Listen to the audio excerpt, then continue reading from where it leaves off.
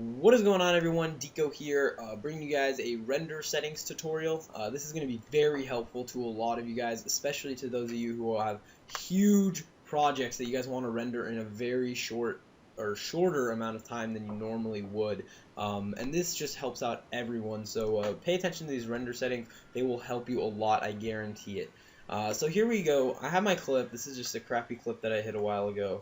It's like it's spraying XPR, something like that. It's not the point. So we just bring it into our composition. Let's just pretend that I've edited this, and there's effects and all that stuff. So what we're gonna do is, before anything, we're gonna hold Shift. We're gonna click Edit. We're gonna go to Preferences, and we're gonna General, and keep Shift down until General comes up and you see Secret. You're going to go ahead and click Secret, and you're going to click Disable Layer Cache and Ignore Sequence Rendering Errors. And this is going to speed up your renders so much, guys. I probably started this recently, and my renders have been like 10 times faster. And make sure you purge every 2 frames during Make Movie, okay? So we're going to go ahead and click OK. That's all we need for preferences. And then let's just select what we want. We click B to begin the rendering area, and we're going to click N. B to begin, and then let's say we want to end here, N to end. Right click, trim comp to work area. Obviously, we're going to want more of the clip, but that's not the point. So this is the area that we're going to be rendering. Whatever is in this area, so let's say we have the area start here. This is the only part that's going to get rendered. This stuff isn't going to get rendered, so make sure you have the work area in front of everything that you want to get rendered.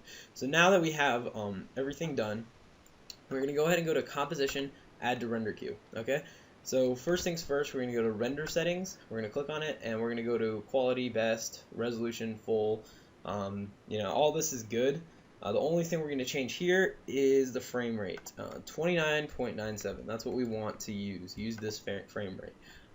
The only time you wouldn't make it 29.97 is if you're rendering out clips to send to an editor. In that case, you want 59.94.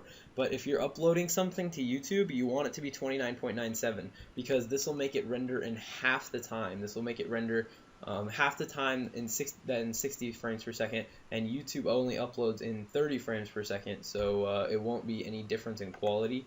So and it'll also be half the render time, so that's going to be very helpful. So we're going to go ahead and click OK. And then we're going to go to Output Module, we're going to click on Lossless, and then we're going to go to Format, and we're going to click H.264. After we click H.264, we're going to go to Format Options, and we're going to make sure our profile is on Main, Levels 5.1.